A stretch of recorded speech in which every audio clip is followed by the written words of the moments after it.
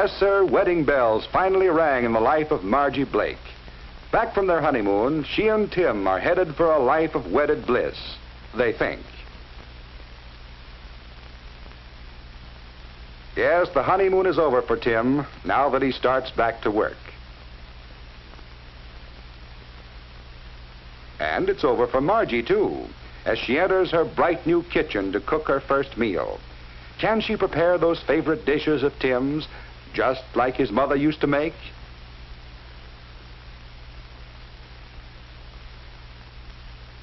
What would he like for dinner? He just loves chocolate cake. Go ahead, try one. All you have to do is follow the recipe.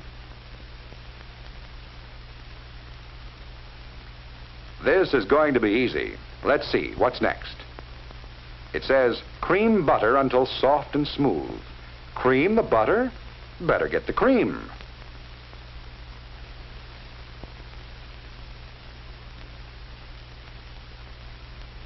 That's right, pour it in. The recipe says cream the butter, so put in lots of cream.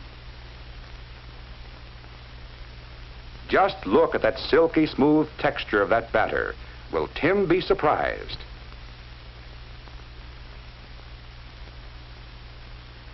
Will Tim be surprised?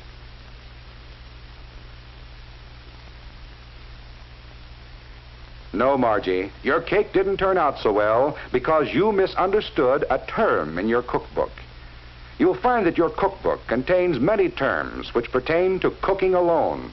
It is necessary for you to know what these terms mean before you can interpret recipes properly. To cream butter merely means to work it with an instrument until it becomes soft and smooth.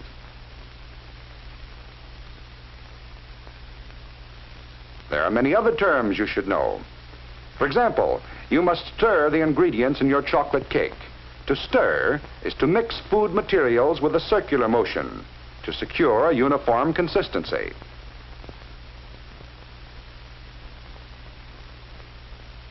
Later, you may be required to beat egg whites stiff but not dry, or so that they hold the greatest amount of air without losing their elasticity. You may have to fold two substances together. The process of folding combines two motions, cutting vertically through the mixture and turning over repeatedly by sliding the instrument along the bottom of the bowl. The purpose of this motion is to prevent loss of air from the ingredients. In making a frosting for that same cake, you may boil a sugar syrup. To boil is to cook at such a temperature that bubbles rise continuously and break on the surface. Later, your frosting recipe may call upon you to perform the test for the soft ball stage. And this is performed by adding a few drops of the substance to very cold water. If the drops form soft balls that can easily be flattened with the fingers, the material is at the soft ball stage, or a temperature of 235 degrees Fahrenheit. The frosting may have to be beaten. This may be done with an electric mixer. To beat by hand is to make a mixture smooth, or to introduce air by using a brisk, regular motion that lifts the mixture over and over. The making of this cake and the frosting on it involve the terms cream, stir, fold, boil, soft ball stage, and beat. Almost all bread and roll recipes call for kneading the dough. To knead means to manipulate with a pressing motion, accompanied by folding and stretching.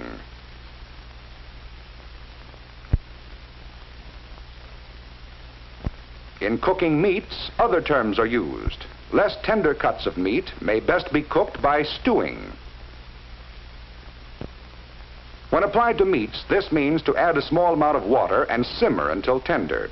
To simmer is to cook in water just below the boiling point, or at a temperature of approximately 185 to 195 degrees Fahrenheit.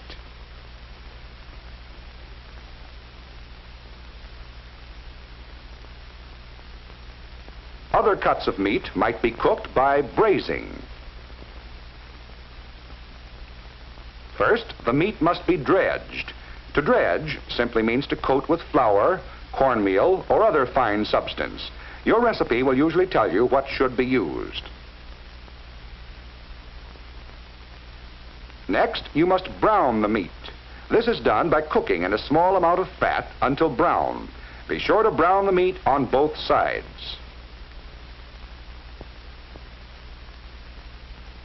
The third step in braising is to add water and cook by simmering.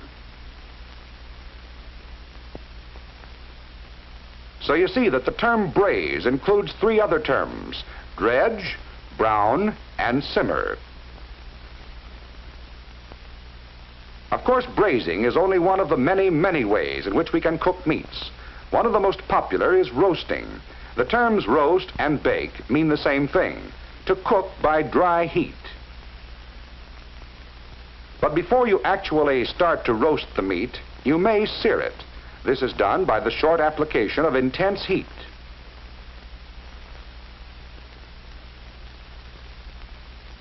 And causes the surface of the meat to turn brown in color.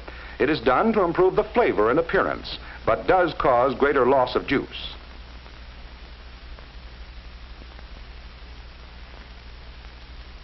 The oven temperature should then be reduced to proceed with the roasting. Suppose Margie's cookbook told her to marinate the vegetables before preparing the salad. Would she know what to do? To marinate means simply to saturate the food with a marinade. A marinade is an oil-acid mixture, which is usually a kind of salad dressing. The mixture is usually allowed to stand in the refrigerator for some time. Sometime during your career as a cook, you'll decide to serve scalloped cauliflower.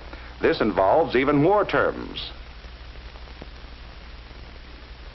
A white sauce should be made first, and the first step is to scald the milk, or to heat it to a temperature just below the boiling point. While the milk is heating, add flour to melted fat in amounts called for by your recipe. Stir rapidly to prevent the formation of lumps. Scalding is complete when a scum forms on the surface of the milk. Add the milk slowly, again stirring constantly to avoid lumps. Notice the scum, which indicates the milk has been scalded.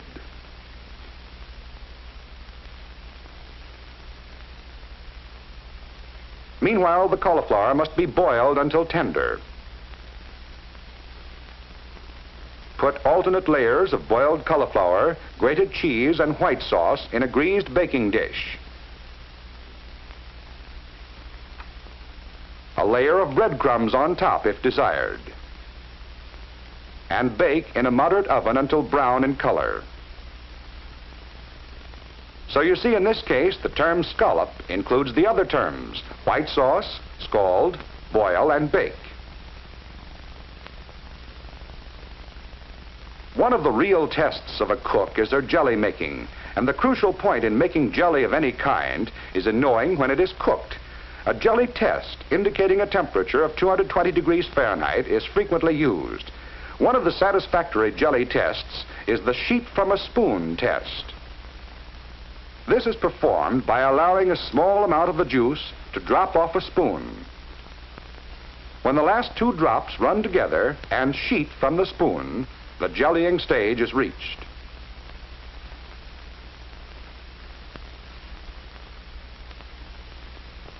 The jelly should be removed from the fire at once. These are only a few of the terms you will have to use and understand. How can you learn the others? Well, most good cookbooks have a glossary of terms in the appendix. Let's see if Margie's cookbook has one. Yes, even Margie's cookbook has a glossary. Cream. To soften a fat with a spoon or beater, you also to combine the softened fat with sugar. If she had only looked at this before she baked that cake. But wait a minute.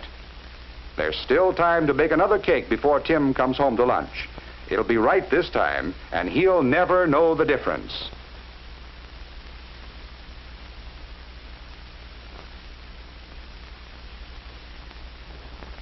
Yes, even Margie found that she could learn to cook when she discovered the significance of the terms used in cooking. And Tim will never know she ruined her first cake.